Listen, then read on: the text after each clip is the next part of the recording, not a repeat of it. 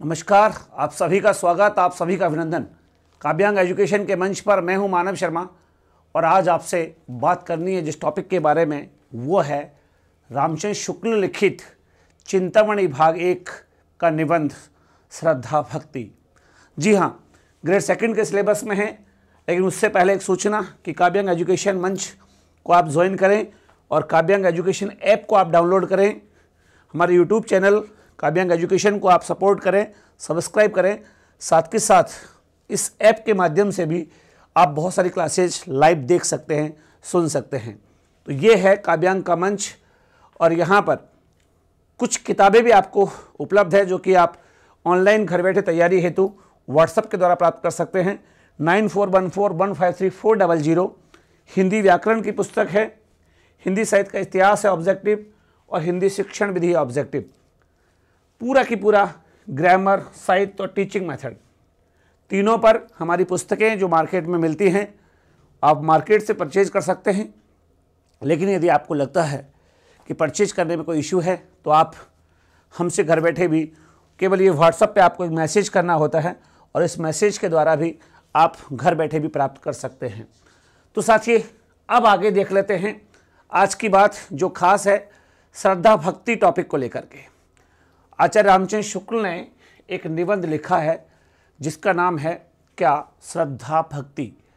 आचार्य रामचंद्र शुक्ल द्वारा लिखित इस निबंध को हम पढ़ लेते हैं और जानते हैं अंतर कि श्रद्धा और भक्ति में क्या अंतर है, श्रद्धा किसे कहते हैं और विश्वभक्ति किसे कहते हैं, क्या बेहतर है और क्या क्या इसके अंतर्गत हो सकता है। मनोविकार प्रधान ये निबंध है। चिंतामणि के भाग 1 में रामचंद्र शुक्ल ने इसे प्रकाशित किया था। आपको पता ही है कि 1939 में जो है रामचंद्र शुक्ल का ये निबंध प्रकाशित हुआ।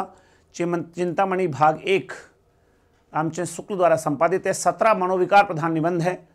हमने उत्साह के बारे में आपसे पहले चर्चा की है, उत्साह निबंध आपको पूरा पढ़ाया है। आज हम श्रद्धा भक्ति निबंध के जो खास खास तथ्य उन पर बात करेंगे। एग्जाम में प्रश्न यहाँ से क्या क्या हो सकते हैं वो भी आपको बताएंगे। चलिए, किसी मनुष्य से, जनसाधारण से विशेष गुण या शक्ति का विकास देख उसके संबंध में जो एक स्थायी आनंद पद्धति हृदय में स्थापित हो जाती है उसे श्रद्धा कहते हैं। आपने कोई व्यक्ति देखा, उस व्यक्ति से, या कोई भी सामान्य व्यक्ति हो या विशेष व्यक्ति हो, कोई भी व्यक्ति हो या कोई शक्ति हो, उसको देख करके आपके मन में उसके प्रति एक स्थायी आनंद पद्धति हृदय में आ जाए, आपको उसको देख करके ही आनंद का फील होने लगे, आपके हृदय में एक स्थायी रूप से, अस्थायी नहीं, अस्थायी तो थोड़ी देर के लिए किसी से भी हो सकती है, स्थायी आनंद पद्धति आपके हृदय में स्थापित हो जाए तो उसको क्या बोलते हैं, श्रद्धा कहते हैं। तो साथियों, जो श्रद्धा है वो स्थायी आनंद पद्धति का नाम है। याद रखिएगा इस बात को कि जो श्रद्धा है वो एक स्थायी आनंद पद्धति है और ये किसी से भी हो सकती है, जनसाधारण से हो सकती है, विशेष गुण से हो सकती है, या शक्ति के विकास द्वारा भी हो सकती है। लेकिन जो स्थायी आनंद पद्धति कहाँ पर, हृदय में विकसित होगी, उसे हम क्या कहेंगे, जी हाँ, इसे ही श्रद्धा कहा जाता है। आगे देखते हैं। श्रद्धा महत्व की आनंदपूर्ण स्वीकृति के साथ साथ पूज्य बुद्धि का संचार होता है। यानी आप जिस किसी को देखते हैं उस महत्वपूर्ण वस्तु को आनंदपूर्ण रूप से स्वीकृत तो करते ही हैं, मतलब बहुत अच्छे मन से आप उसे एक्सेप्ट तो करते ही हैं, साथ के साथ आनंदपूर्ण स्वीकृति के साथ साथ आपके अंदर पूज्य बुद्धि का भाव आता है, उसके प्रति पूजनीय भाव पैदा होता है, उसके प्रति सम्मान का भाव आपके अंदर पैदा होता है। इसलिए श्रद्धा क्या है, महत्व की आनंदपूर्ण स्वीकृति है पहली बात, और दूसरी बात पूज्य बुद्धि का संचार है। ओके, दोनों चीज़ें हैं।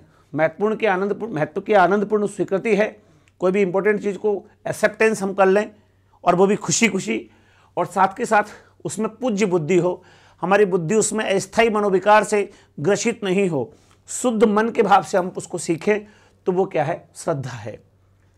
यदि हमें निश्चय हो जाएगा कि कोई मनुष्य बड़ा वीर, बड़ा सज्जन, बड़ा गुणी, बड़ा दानी, बड़ा विद्वान, बड़ा परोपकारी, बड़ा धर्मात्मा है, तो वह हमारे आनंद का एक विषय हो जाएगा। क्योंकि कपटी व्यक्ति के प्रति आप आनंदित नहीं होंगे। आप आनंदित किसके प्रति होंगे, जो हमको लगेगा कि ये बड़ा विद्वान है या गुणी है या दानी है या परोपकारी है या धर्मात्मा है, सज्जन है, वीर है, जो भी हो, उसके विशेष गुणों के कारण, उसकी विशेष शक्ति के कारण ही हमारे हृदय में आनंद का एक विषय स्थापित हो जाएगा।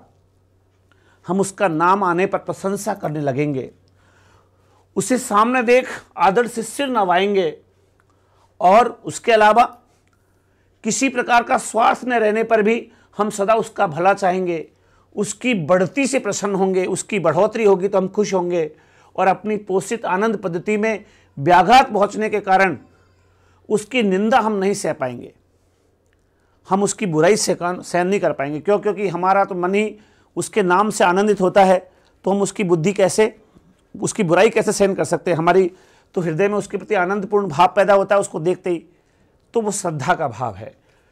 अपनी पोषित आनंद पद्धति में व्याघात पहुंचने के कारण उसकी निंदा हम नहीं सह कर पाते। इससे सिद्ध होता है कि जिन कर्मों के प्रति श्रद्धा होती है उनका होना संसार को वांछित है। जो कर्म श्रद्धावान होते हैं वो होने चाहिए। संसार भी ये चाहता है कि श्रद्धावान कर्म हो, ऐसे कर्म नहीं हो जो अस्थायी हो, ऐसे कर्म नहीं हो जो किसी मानव मात्र के हृदय को आनंदित नहीं कर पाए, बल्कि श्रद्धा में वो कर्म सारे आते हैं जो किसी मन को स्थायी रूप से आनंदित करते हैं।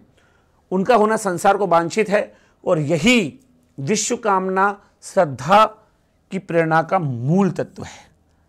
श्रद्धा जो है उसकी प्रेरणा का मूल क्या है? ऐसी विश्व की कामना जिससे दूसरे के कर्मों के प्रति श्रद्धा उत्पन्न हो।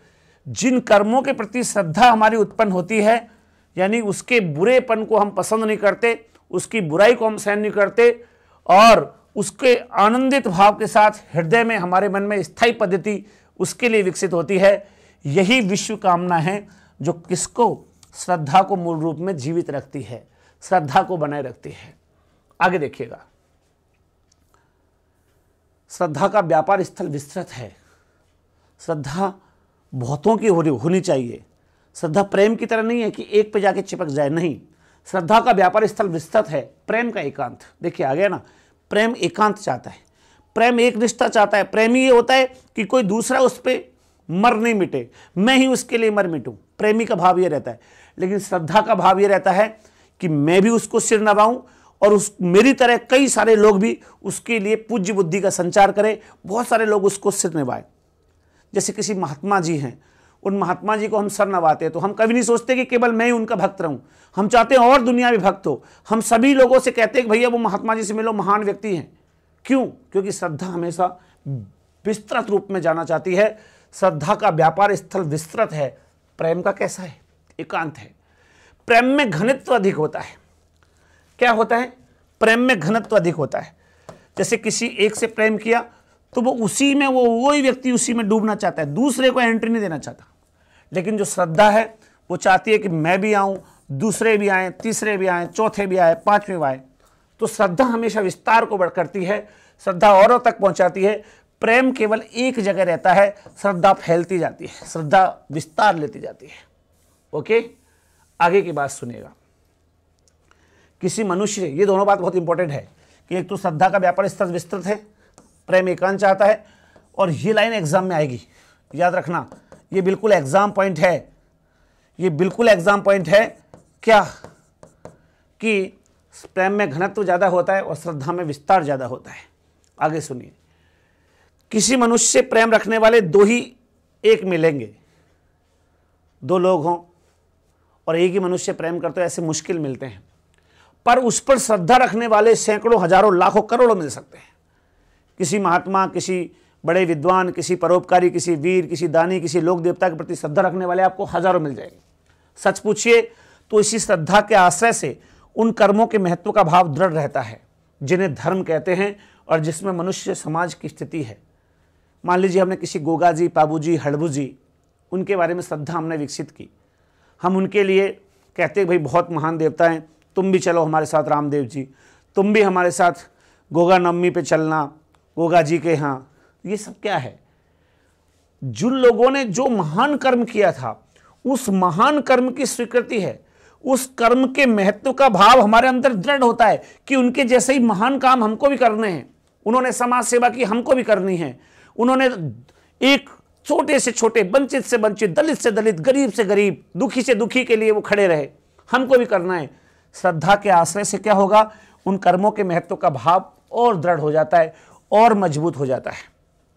और जानिएगा कि अगर यही सब हम करें, किसी के लिए अच्छा कर्म करें, यही धर्म है। और मनुष्य और समाज इसी में स्थित है। मनुष्य और समाज जो है ना, वो दूसरों की भलाई के लिए ही है, ठीक है। तो धर्म यही है।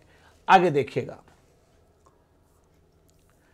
कर्ता से बढ़कर कर्म का स्मारक दूसरा नहीं। कितनी बढ़िया लाइन है, क्या पूरी लाइन पढ़िएगा। कर्ता से बढ़कर कर्म का स्मारक दूसरा नहीं, कर्म की क्षमता प्राप्त करने के लिए बार बार कर्ता की ओर आंख उठती है। यानी अगर आपको कर्म का भाव चाहिए तो आपका बार बार कर्म की ओर इशारा होगा, कर्ता की ओर। कैसे? जैसे आपने देखा कोई व्यक्ति 12 घंटे 15 घंटे पढ़ता है, अब आपके अंदर ये कर्म की भावना है कि मैं भी 15 घंटे पढ़ूं, तो आपको वो करता ही नजर आएगा बार बार कि उस जैसा मुझे बनना है। वो लगातार ऐसे काम करता है, मुझे भी ऐसे काम करना है, उसके जैसी शक्ति मुझे चाहिए, उसकी जैसी एनर्जी मेरे अंदर हो, मैं उसकी तरह दिनों दिन मोटिवेट होता रहूं, मैं लोगों के लिए भला करूं। ये सब आएगा कब? कर्ता को देखकर। तो सीधी सी बात है कि कर्ता से बढ़कर के कर्म का कोई दूसरा स्मारक नहीं हो सकता।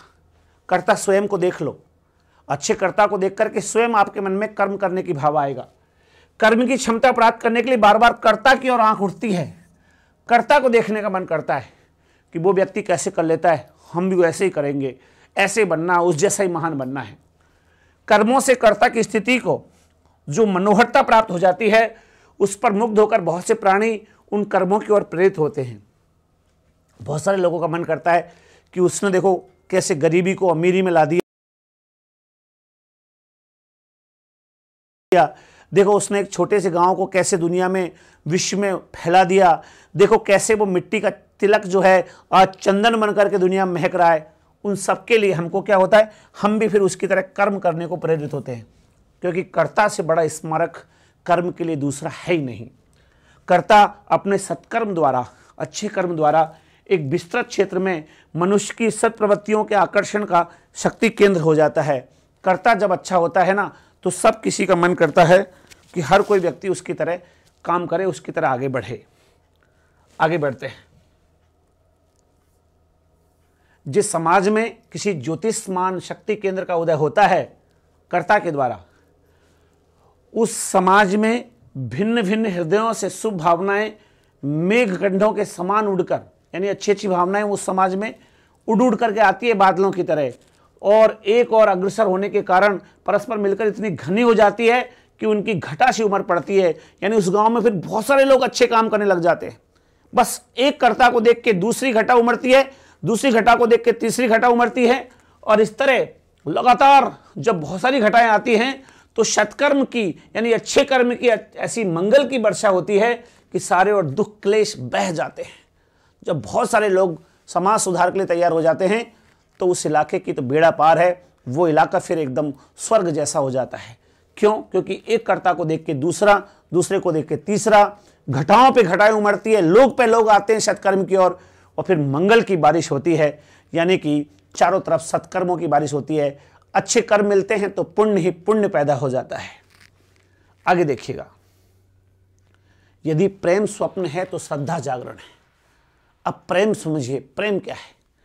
आचार्य रामचंद्र शुक्ल मनोविकार के इस प्रेम और श्रद्धा के बारे में बात करते हुए कह रहे हैं कि यदि प्रेम स्वप्न है, सुनिएगा गौर से, यदि प्रेम क्या है, स्वप्न है, तो श्रद्धा जागरण है।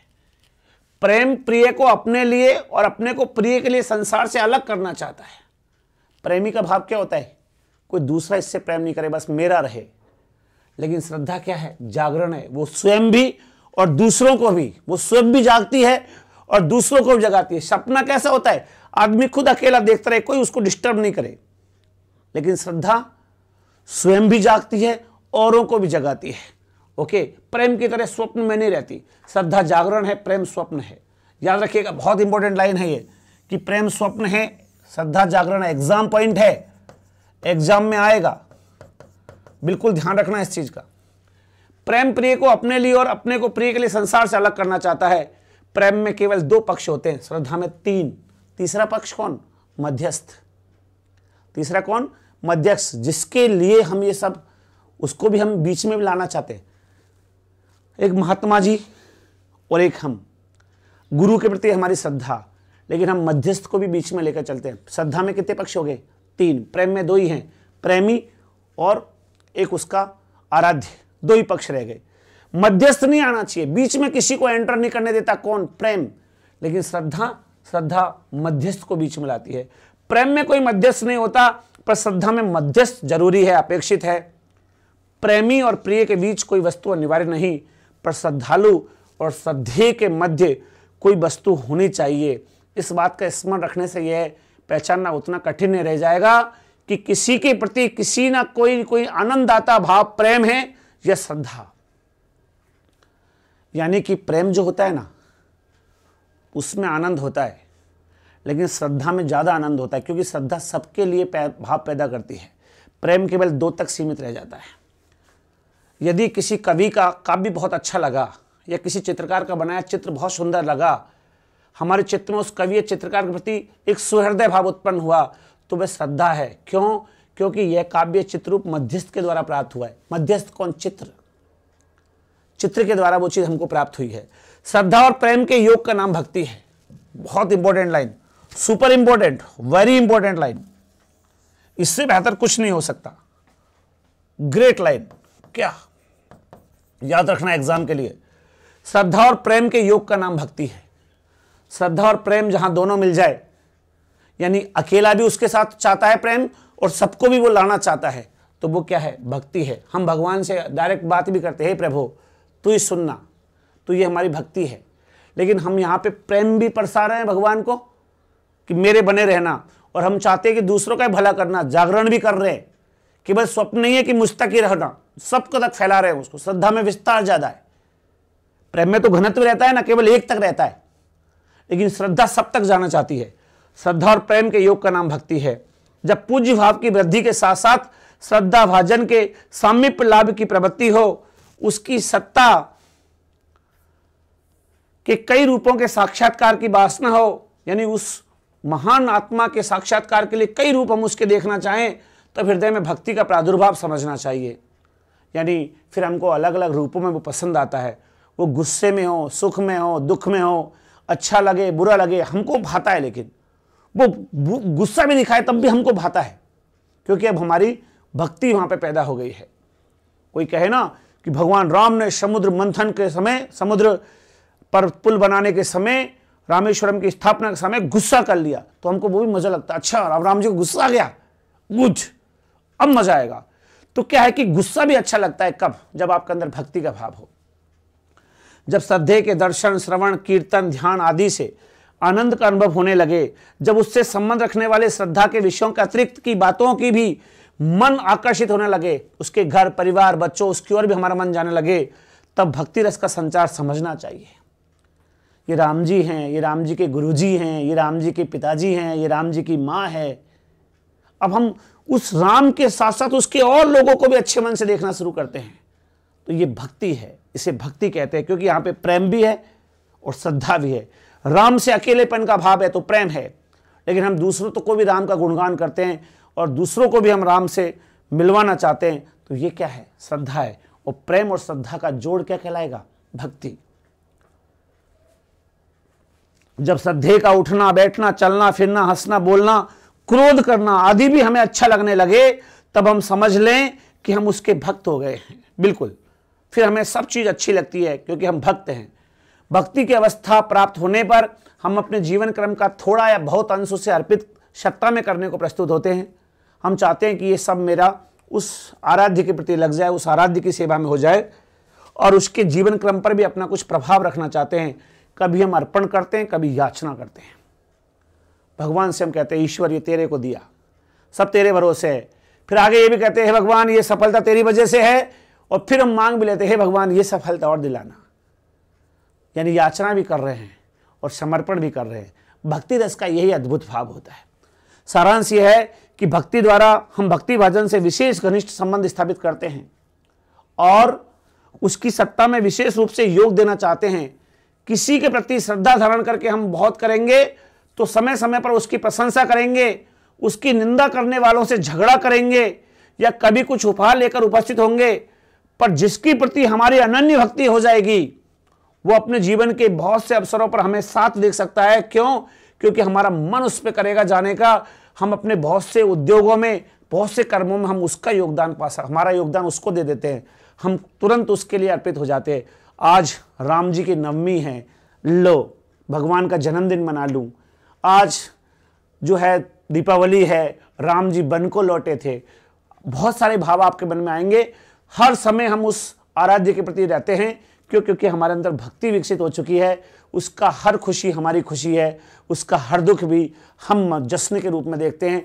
हम कहते हैं कि वो महान है, इस दुख से हमको मुक्ति दिलाएगा।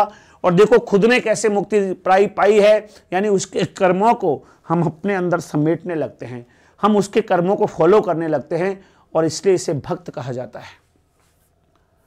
अपने व्यवहार पथ में आश्रय प्राप्ति के निमित्त मनुष्य के लिए ईश्वर की स्वानुरूप भावना ही संभव है। कैसी भावना पैदा हो जाती है? हम उस व्यक्ति को जिसके प्रति हमारी भक्ति भाव उत्पन्न हो जाता है, हम उसको ईश्वर के समकक्ष मानने लगते हैं। ये पाबू जी, हड़बू जी, गोगा जी, ये सब क्या हैं? मनुष्य हैं, लेकिन हम इनको ईश्वर के रूप में देखने लगते हैं। क्यों? क्योंकि हमारे अंदर प्रेम और श्रद्धा दोनों इनके लिए हो जाती है, तो हम भक्ति के भाव में खो जाते हैं और हम इनको ईश्वर के रूप में मानने लगते हैं। स्वानुभूति द्वारा वह उस परमानुभूति की धारणा कर सकता है, मतलब उसकी विशेष अनुभूति को धारण कर सकता है। इसी से भर्तृहरि ने स्वानुभूते कमान आए, खुद की अनुभूति से किसी चीज को प्राप्त करना, ये कहाकर नमस्कार किया है। भर्तृहरि ने कहा कि ईश्वर तुझे मैं अपनी अनुभूति से स्वयं प्राप्त कर रहा हूं, इसलिए भर्तृहरि ने इसे स्वानुभूते कमान आया कहकर नमस्कार किया है। यदि चिन्मय में इतनी अनुभूति का भी निश्चय मनुष्य को न हो तो वह प्रार्थना आदि करने क्यों जाए? रामचंद्र शुक्ल ने यहां पर छोड़ दिया लास्ट में कि अगर व्यक्ति ईश्वर को भक्ति भाव से पूजे और फिर अगर उसको ईश्वर की अनुभूति नहीं हो तो वो प्रार्थना करने क्यों जाए? लेकिन उसे अनुभूति होती है, इसलिए वो प्रार्थना करने जाता है, क्योंकि वो स्वानुभूत होता है, उसको अनुभूति होने लगती है, ईश्वर उसके अंदर उसको महसूस होने लगता है। और भर्तृहरि ने क्या कहा? इसी को स्वानुभूते कमनाय कहा था। ठीक है, तो साथियों आपके मतलब टोटा समझ में आ गया कि श्रद्धा जागरण है, प्रेम स्वप्न है। प्रेम में जो है एकनिष्ठा होती है, घनत्व ज़्यादा होता है, लेकिन जो श्रद्धा है उसमें विस्तार ज़्यादा होता है। प्रेम और श्रद्धा जब मिल जाए तो भक्ति को जन्म दे देती है, और जब भक्ति का रस संसार हो जाता है तो हम फिर उसके अच्छे बुरे सबको महान मानने लगते हैं और उसके कर्मों की तरह स्वयं को बनाने में लगते हैं।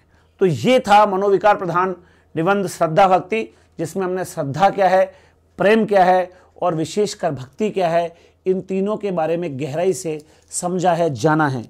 तो चलिए अब दीजिए इजाज़त मानव शर्मा को। बस हमारा चैनल काव्यांग एजुकेशन पर आप बने रहिएगा। काव्यांग एजुकेशन ऐप को डाउनलोड करिएगा। ऑनलाइन कोई अगर बुक्स वगैरह की प्रॉब्लम हो तो ज़रूर कहिएगा, घर बैठे आपको डाक से भेज देंगे। बनाए रखिएगा इसमें आप सभी का बहुत धन्यवाद। Thank you.